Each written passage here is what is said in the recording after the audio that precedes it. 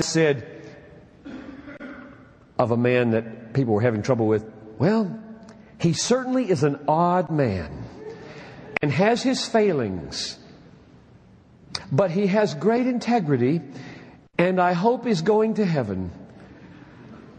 Whereas, Cecil comments, almost all who knew him thought the man should first go to the pillory.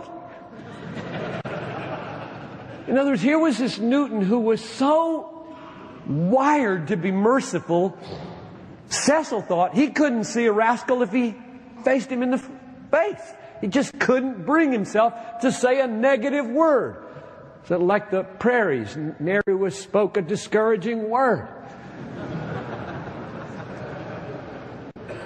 Well, yes, there's that, but I put over against it, it was Newton whose unwavering theological commitments, commitment to holiness, doctrinal fidelity, and habitual tenderness broke the back of Thomas Scott's liberalism and Socinianism and brought him to evangelical Reformed theology and put him into the Olney pastorate. And that's no small potatoes. So, my response is this. Pastors simply cannot devote much of their time to blowing the trumpet for rigorous intellectual theology. They should see its usefulness and its necessity and encourage its proper place. But they can't be faulted that they mainly have flocks to love and hearts to change. Defending the truth is a crucial part of that, but not the main part. Holding the truth and permeating all of ministry with the truth, the greatness, the sweetness of truth, for the transformation of people's lives, that's the main part of ministry. And you can't fault Newton for being a pastor. And I don't think he belittled intellectual theology more than it should be belittled. Let me take another piece of the pattern of his tenderness. It's language, the use of language to make truth winsome, healing, and tenderly effective in people's lives. I want you to get this, because we can all grow in this, and I want us to grow in this now. Newton had the eye, the heart, and the tongue of a poet, a spiritual poet. He wrote hundreds of hymns, which were poems. He wrote them for special occasions. He wrote them for his family, which means that he did not engage in excessive abstraction, but in concrete word and illustration. Instead of generalizing, he spoke of the specific bird, flower, apple, shabby old man. Give you an illustration. In other words, the eye of the spiritual poet, which we all should want to have, whether you can write poetry or not doesn't matter, but the eye of the spiritual seer poet that looks at the world in such a way that it rings with the divine. The heavens are telling the glory of God. Do you see it? And does it move you? And are you taken up into it and feel it and bring it down through your brain and heart into language so that people are made alive with it? Congregations come alive when language flows like that, from what you saw in the sky, or the night moon, or the flower, or the fish, or the child, or the bridge, or the traffic, or the hospital bed, and you bring it through the dynamic of a great theology out with concrete language. Congregations live on word like that. Your mouth becomes a fountain of life. But if you abstract and generalize all the time, they will die. They will just shrivel up, and you will be called a boring preacher. And there are just way too many boring preachers.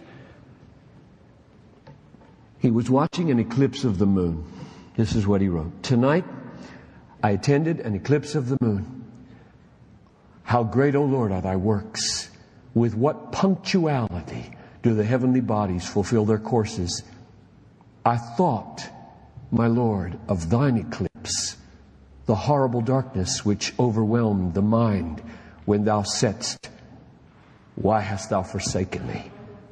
Ah, sin was the cause, my sins.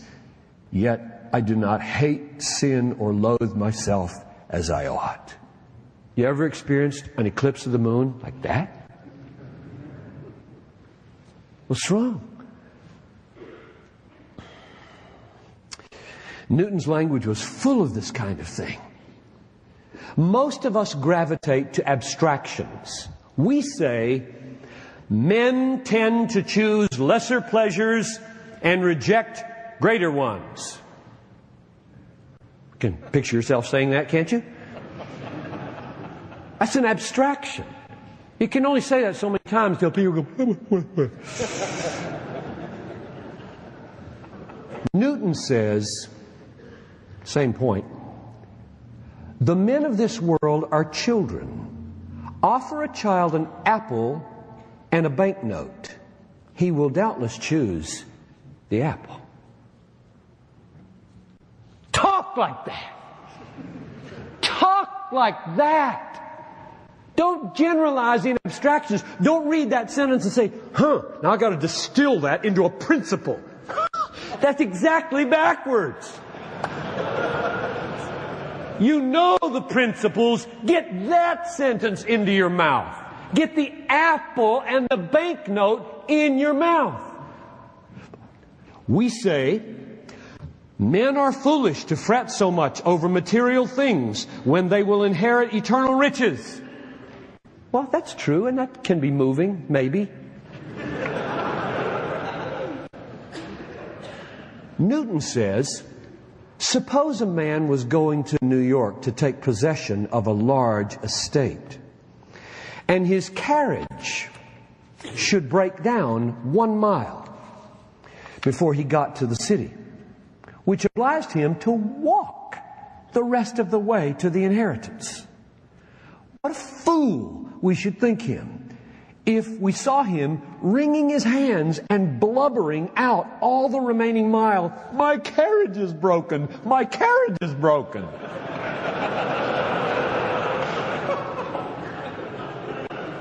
You get it? If you take principles and abstractions and theories and labor with the eye of a poet, he must have seen something like this. A broken carriage on his way to church one day. Oh, that's good.